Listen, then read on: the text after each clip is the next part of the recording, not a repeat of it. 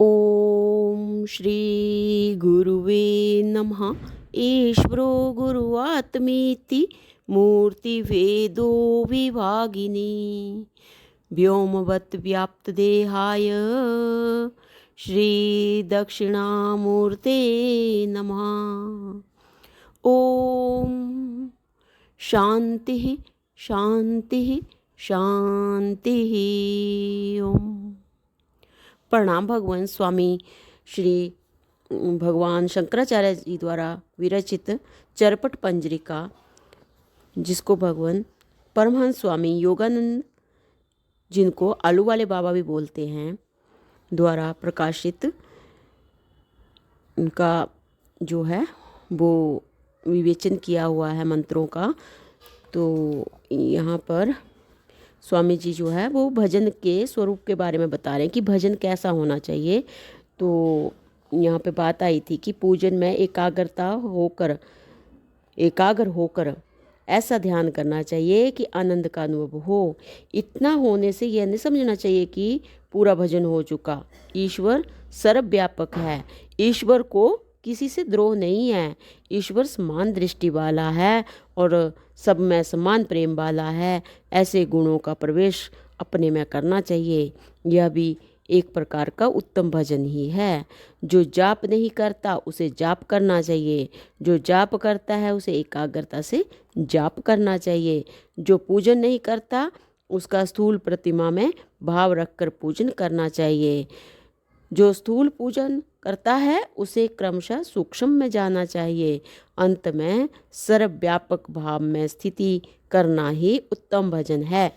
इस प्रकार की स्थिति ही उत्तम भजन है। भजन भाव से होता है। भाव भक्ति ना हो तो भजन कहाँ। भाव जगत का हो तो भजन तो जगत का ही होता रहता है। जगत का भाव छूटे बिना भजन कहाँ। जब तक जगत के विषय ऐश्वर्य प्रिय लगते हैं तब तक ईश्वर प्रिय नहीं लगता। जितनी जितनी जगत की तुच्छता समझी जाएगी उतनी उतनी ईश्वर की विशेषता समझ में आती जाएगी। जब जगत में व्यवहार पूर्णता ही प्रेम होता है तब ईश्वर का भजन आरंभ होता है। जगत में विशेष प्रेम वाला भले माला लेकर बैठे, घंटों पूजा पाठ में लगा रहे, तो भी उसका भजन ईश्वर का भजन नहीं है। ईश्वर के नाम से जगत के ऐश्वर्य का ही भजन है। लक्ष्मी की कामना से, पुत्र की कामना से अथवा मुकदमा जीतने की कामना से किया हुआ भजन जगत का भजन है। अथवा यूँ कहो कि जगत में हमको न्यूनता है, अथवा हमारा काम रुका है, उस कार्य कराने को हम ईश्वर को लालच देकर मजदूर बनाते हैं। इस ईश्वर मजदूर बने या ना बने, हम तो उसको मजदूर बना ही डालते हैं। भला ईश्वर को हमारा काम करने वाला मजदूर बनाने को कौन ईश्वर भजन कर सकता है? कोई नहीं। भला ईश्वर को हमारा काम करने वाला मजदूर बनाने को कौन ईश्वर भजन कर सकता है? कोई नहीं। जीव अनादि अविद्या में पड़ा हुआ है। जीव की वृत्ति बाहर जगत की तरफ है। जीव हमेशा बाहर के पदार्थों को ही चाहता रहता है। ईश्वर की तरफ जीव को कुछ सूझता नहीं है।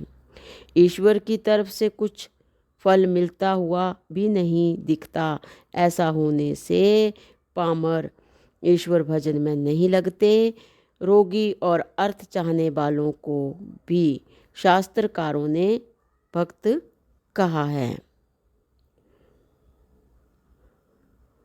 भक्त कहने से शास्त्रकारों का यह अभिप्राय नहीं है कि वे भक्त ही हैं, किंतु उन्हें भक्त इसलिए कहा है कि कष्ट निवारण और अर्थ प्राप्ति के निमित्त उन्हें ईश्वर भाव होता है। ऐसे लोग भी समय पाकर भक्ति में आ जाएं, इस अभिप्राय से शास्त्रकारों का ऐसा कहना है। कई मनुष्यों को देखा है कि आप तो झूठा मूठा भजन भी नहीं करते और जब किसी को भजन करते देखते हैं तो दूसरे का खोट निकालते हैं कि अपने आप तो झूठा मूठा भजन भी नहीं करते, और जब किसी को भजन करते देखते हैं तो दूसरे का खोट निकालते हैं। किसी किसी को तो ऐसा कहते हुए भी सुना है, भजन से कुछ पेट थोड़ा ही भरता है, पेट तो भोजन से भरता है। धन कमाएंगे तभी काम चलेगा। इस प्रकार कहने वाले पामरों का भी आजकल टोटा नहीं है। यह बात तो अवश्य है कि यदि तुम ईश्वर भजन से अपने प्रापंचिक ऐश्वर्य की वृद्धि चाहो तो तत्क्षण नहीं होती। ईश्वर भजन का वास्तविक फल तो आंतर शांति, आनंद और परम पद है। ईश्वर भजन का वास्तविक फल तो अंतर शांति, आनंद और परम पद है। इससे जो है स्वामी जी ने बताया कि यह बात तो अवश्य है कि यदि ईश्वर भजन से अपने प्रपंचिक जो ये ऐश्वर्य की वृद्धि चाहो तो तत्क्षण नहीं होती। ईश्वर भजन का वास्तविक फल तो आंतर शांति, आनंद और परम पद है। तो भगवान इससे आगे अगले सत्संग में कंटिन्यू करते हैं। प्रणाम भगवान। ओम शांति शांति शांति। ओम।